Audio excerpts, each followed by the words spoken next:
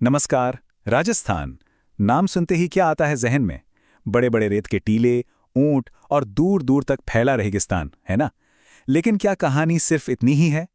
आज हम इसी सोच को थोड़ा बदलने वाले हैं और चलेंगे राजस्थान की एक ऐसी ज्योग्राफिकल यात्रा पर जो शायद आपको हैरान कर दे। तो सवाल सीधा सा है जो हमारे सामने है, क्या राजस्थान वाकई सिर्फ एक मरुस्थल है? चलिए आज की इस पड़ताल में हम इसी सवाल का जवाब ढूंढते हैं। देखते हैं कि इस राज्य की जमीन के अंदर असल में कितने अलग अलग रंग छुपे हुए हैं। ठीक है, तो चलिए शुरू करते हैं। सबसे पहले कुछ बेसिक फैक्ट्स पर नजर डालते हैं। एरिया के हिसाब से राजस्थान भारत का सबसे बड़ा राज्य है। और कितना बड़ा? 3,42,000 स्क्वायर किलोमीटर से भी ज्यादा। सोचिए, ये कितना विशाल इलाका है।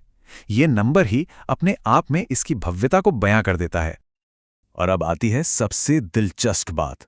ये जो इतना बड़ा राज्य है ना, ये असल में कोई एक जैसी जगह नहीं है, बल्कि इसके अंदर चार बिल्कुल अलग अलग तरह की भौगोलिक दुनिया बसी हुई हैं।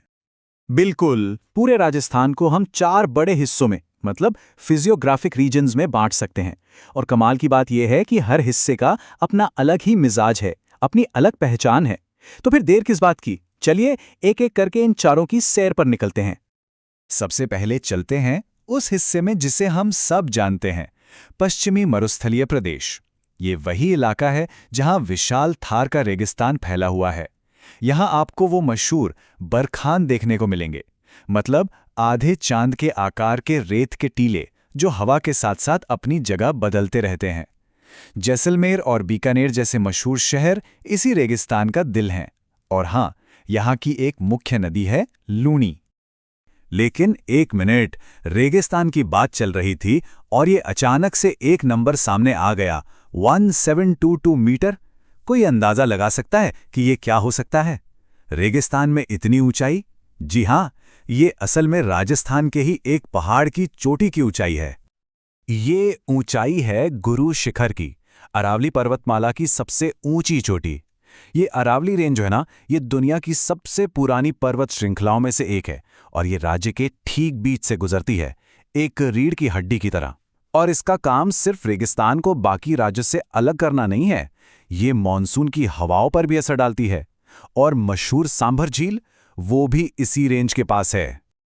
तो रेगिस्तान देख लिया, पहाड़ देख लिए, अब पहाड़ों से नीचे उतरते हैं और चलते हैं एक बिल्कुल अलग दुनिया में। ये है पूर्वी मैदानी प्रदेश। बनास और चंबल जैसी नदियों ने मिलकर इस इलाके को बनाया है और इसीलिए ये जमीन बहुत बहुत ज्यादा उपजाऊ है। शायद इसीलिए ये राज्य का सबसे घनी आबादी वाला हिस्सा भी है, जहां जयपुर और भरतपुर जैसे बड़े शहर बसे हुए हैं। और अब हमारी इस ज्योग्राफिकल यात्रा का चौथा और आखिरी पड़ाव, दक्षिण पूर्वी पठारी प्रदेश। इसे हाड़ौती का पठार भी कहते हैं। इसकी खास पहचान है यहाँ की काली मिट्टी, जो कपास की खेती के लिए एकदम परफेक्ट मानी जाती है। चंबल नदी भी इसी पठार से होकर गुजरती है, जो इसे खेती और बायोडायवर्सिटी दोनों के लिए बहुत जरूरी बना देती है। तो देखिए, हमने 4 बिल्कुल अलग अलग तरह के लैंडस्केप देख लिए, रेगिस्तान, पहाड़, मैदान और पठार। पर सवाल ही उठता है कि इन अलग अलग जगहों पर जिंदगी कैसे चलती है। इसका जवाब हमें मिलता है यहाँ के क्लाइमेट, पानी के सोर्सेज और मिट्टी की बनावट में। और जरा यहां देखिए, ये है कॉन्ट्रास्ट। एक ही राज्य में मौसम के 2 अलग अलग चेहरे। एक तरफ है जैसलमेर, जहां बारिश ना के बराबर होती है, पूरे राज्य में सबसे कम। और दूसरी तरफ है माउंट आबू, जहां सबसे ज्यादा बारिश रिकॉर्ड की जाती है। मतलब एक ही स्टेट में जमीन आसमान का फर्क है सच में। और ये कॉन्ट्रास्ट सिर्फ बारिश में ही नहीं है, यहां के झीलों को ही देख लीजिए।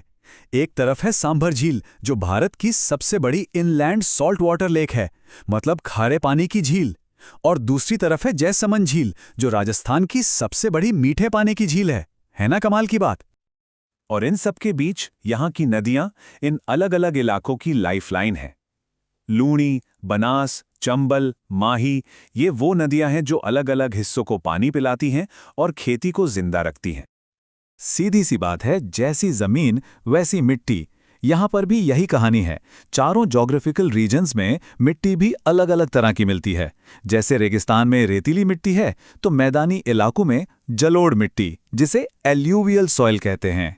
हाड़ौती के पठार में काली मिट्टी है, तो कहीं कहीं लाल दोमट मिट्टी भी मिलती है।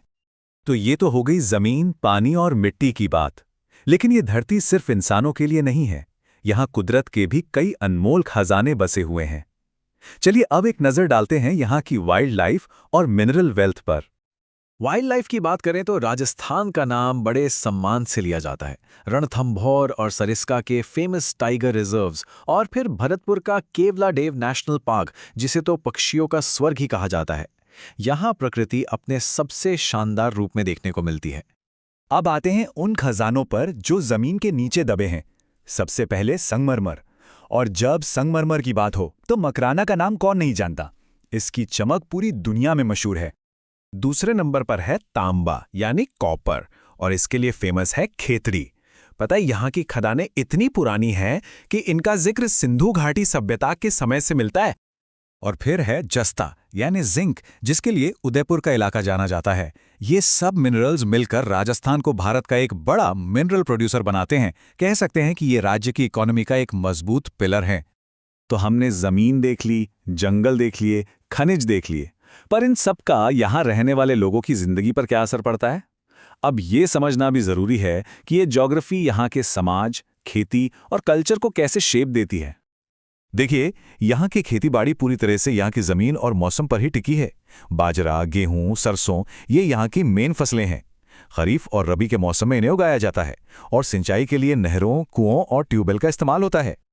और हमें ये भी नहीं भूलना चाहिए कि इस जमीन पर सदियों से कई आदिवासी समुदाय भी रहते आए हैं। भील, मीणा, ग्रासिया ये यहाँ की कुछ प्रमुख जनजातियां हैं। इनका कल्चर, इनकी परंपराएं सब कुछ इसी मिट्टी से गहराई से जुड़ा हुआ है। तो इस पूरी बातचीत का निचोड़ क्या है? निचोड़ ये है कि राजस्थान सिर्फ एक रेगिस्तान नहीं है। ये एक सिंगल लैंडस्केप नहीं, बल्कि रेगिस्तान, पहाड़, मैदान और पठार से मिलकर बना एक खूबसूरत और कॉम्प्लेक्स मोज़ैक है। और ये सारी जानकारी हमें एक बहुत ज़रूरी सवाल के सामने लाकर खड़ा कर देती है। राजस्थान की ये जो अनोखी डाइवर्सिटी है, ये जो भौगोलिक और सांस्कृतिक विरासत है, इसे भविष्य के लिए कैसे बचाया जा सकता है? कैसे इसमें एक बैलेंस बनाया जा सकता है? ये एक ऐसा सवाल है जिस पर हम सबको सोचने की ज़रूरत है।